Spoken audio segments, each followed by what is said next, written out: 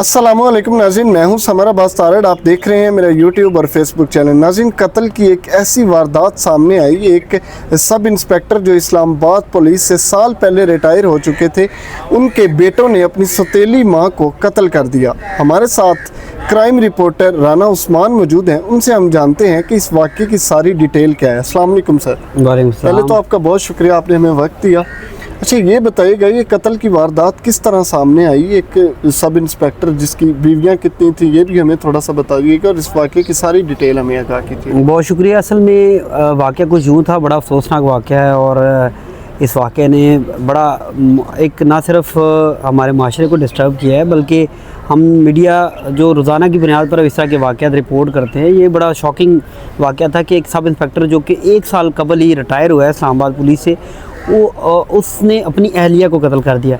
जो इब्तदाई ख़बर थी वो यही थी, लेकिन जैसे जैसे ख़बर मैच्योर होती रही तो ये बात सामने आई कि ये इसमें सिर्फ सब इंस्पेक्टर तारिक जो है वो मुलविस नहीं है, बल्कि उसके 2 बेटे जो कि पहली बीवी से हैं और पहली बीवी की डेथ हो चुकी है, और उनके जो बेटे हैं अमार और उमैर, जो कि FIR में भी नाम सामने आया है, उन्होंने इशरत बीबी जो कि मकतूला है उनको कत्ल किया है। रिटायर्ड सब इंस्पेक्टर की बीवी भी थी। और अफसोसनाक वाक़या कुछ इस तरह शुरू हुआ जब हमने इस पे इन्वेस्टिगेट किया। वाक़या कुछ यूँ था कि ये कई माह से ये लड़ाई चल रही थी। उमैर और अमार जो थे बच्चे, जो कि पहली माँ से थे, वो इस माँ को, सौतेली माँ को कहते थे कि ये गौरी टाउन फेज़ 7 का जो घर है ये हमें हमारे नाम ट्रांसफ़र कर दो। अब इशरत बीबी जो थी वो कहती थी कि ये मेरे बच्चों, क्योंकि इशरत बीबी के भी 3 बच्चे थे, जिसमें एक बेटा, 2 बेटियां थी, 20 साला बेटी है और तकरीबन एक 13 साला बेटा, या फिर जो चीज़ें सामने आ रही हैं, और एक 9 साल का बेटा है। वो 13 साल का बेटा और फिर एक 9 साल की बेटी है। 3 बच्चे थे।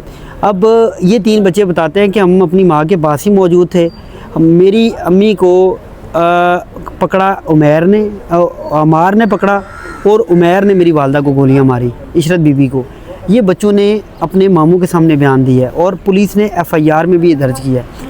क्योंकि इसमें जब हमें हमारी चीज़ें सामने आई कि उन्होंने जो तस्वीर जारी हुई इस्लामाबाद पुलिस की जानिब से, उसमें रिटायर्ड सब इंस्पेक्टर तारिक को गिरफ़्तार किया गया, लेकिन जब हकीकत सामने आई तो इसमें यह था कि तारिक जो था मुबैना तौर पर अपने बच्चों को बचाने के लिए ये कत्ल अपने नाम करवाना चाहता था। अच्छा। लेकिन जो बच्चे थे, क्योंकि 20 साल के बच्चा मैच्योर होता है, 13 साल का बच्चा मैच्योर होता है, उन्होंने बताया कि हमारी वालदा को, वालिद ने तो उनकी इमा पे कत्ल हुआ है, क्योंकि वालिद भी अगर साथ ही था, लेकिन कत्ल जो किया है ये उमैर और अमार ने किया है, जो कि पहली माँ से के बच्चे हैं।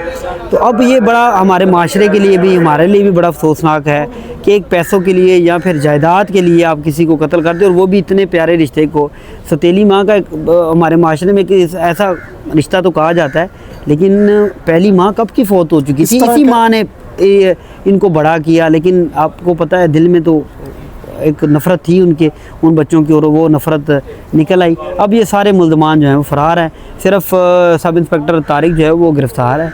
लेकिन इस FIR में भी जो दर्ज कराया, मुकदमा दर्ज करवाया है उसके भाई ने, बीबी इशरत के भाई ने, तो वो उसमें भी ये वो दावा कर रहे हैं कि जो इल्ज़ाम लग रहा है वो बेटों पे लग रहा है, और बेटे ही जो है वो उन्होंने कत्ल किया है, जबकि बच्चे भी यही गवाही दे रहे हैं जो इशरत बीबी के बच्चे हैं, वो कि इन हमारे सौतेले भाइयों ने हमारी वालदा को कत्ल किया।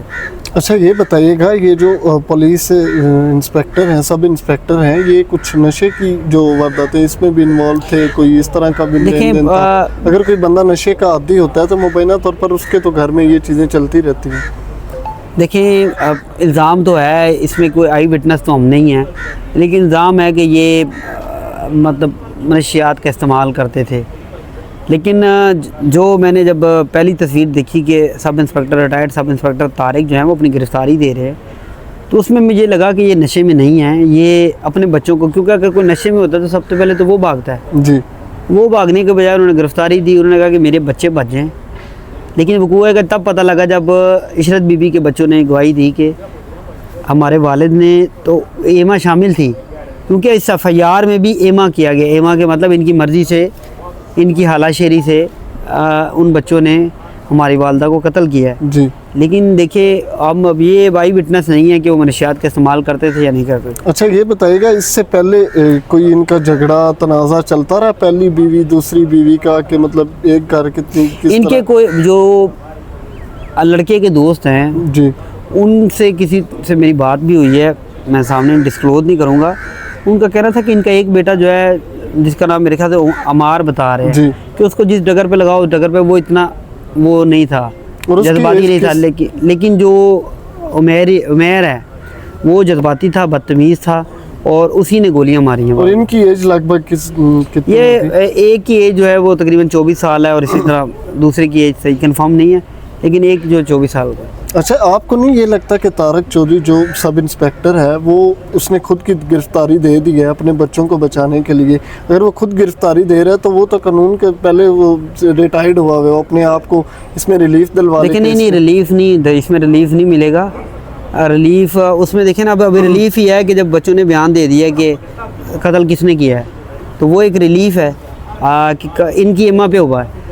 तो अगर आपको पता है एमा की जो किसी की मर्ज़ी से हो तो उसकी सज़ा वो है वो सज़ाए मौत नहीं होती, 302 नहीं लगती उस पर दूसरी दफ़ात लगती है।